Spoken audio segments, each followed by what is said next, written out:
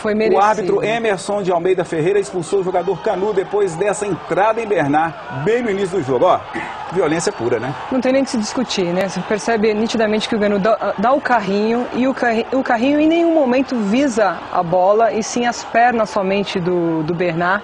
E acerta o Bernard, olha lá.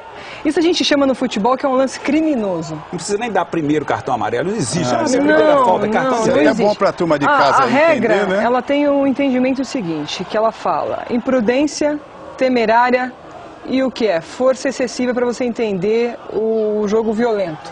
Nesse caso, o jogador usou de uma força excessiva, que pode ser entendido como jogo violento. Que foi o que aconteceu no terceiro lance. Nesse caso, para expulsão de lance direto, o árbitro entendeu que foi, sim, um jogo brusco violento. Ele usou de uma força excessiva na disputa de bola, correto em aplicar o cartão vermelho direto. Não há necessário o cartão amarelo, não tem por que os jogadores reclamarem do Nacional. Vá para reclamar sem justificativa. Muito bem aplicado, parabéns ao Emerson, o árbitro da partida, ao expulsar esse jogador. É normal, né? Esse é o carrinho, sem problema algum. Carrinho do atacante, né?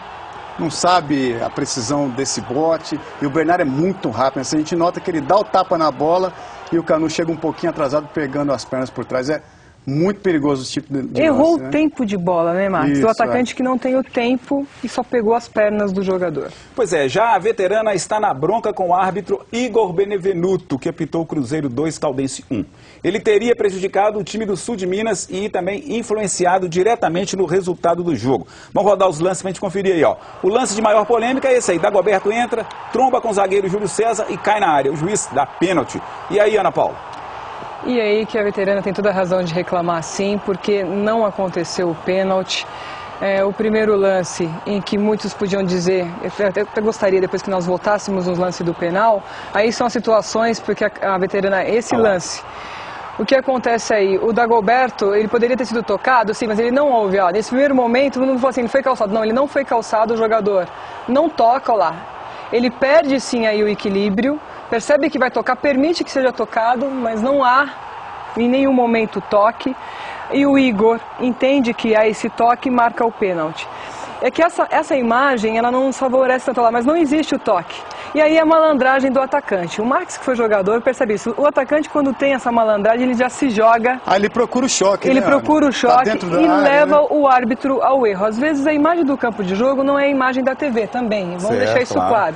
A imagem que o árbitro tem ali naquele momento pode levá-lo ao erro. E a imagem deixa claro que não foi E esse excesso de cartões é que a Caldense está reclamando. 8 cartões amarelos para os jogadores da veterana. A Caldense quer vetar então o Igor Benevenuto, já que teria inclusive prejudicado o clube em jogos contra o Guarani na estreia do campeonato e também na 5ª rodada contra o Vila Nova.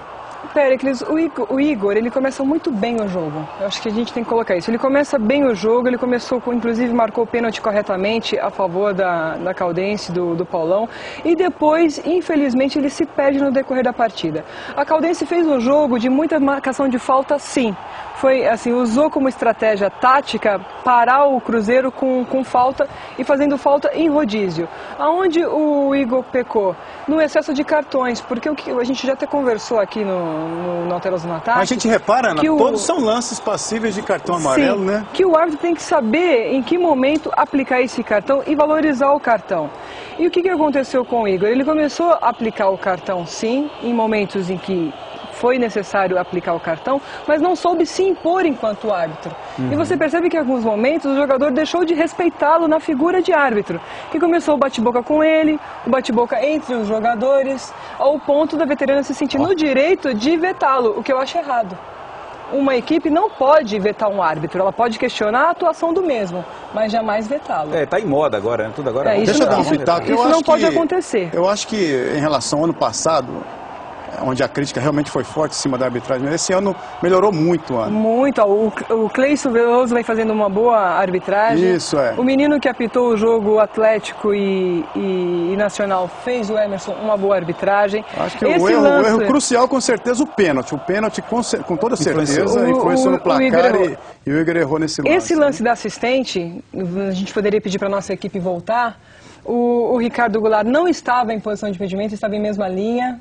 Foi colocado o replay, assistente acerta assim. Agora vamos colocar, se for olhar o olho de lince, né? Vamos colocar. Olha assim, o lance, vamos ver. O olho de lince, porque estão pedindo, falando que o jogador estava impedido, seria um lance milimétrico, então não dá para condenar um assistente por um lance milimétrico, como o Marques colocou, o lance crucial seria, sim. Milimetricamente falando, você errava também? Você tinha esse olho clínico? Porque olha, muitos lances, igual esse é um lance muito complicado. Não né? dá para condenar, não dá para condenar a assistente em situação alguma, pelo contrário. Então eu acho que o lance do jogo foi o penal.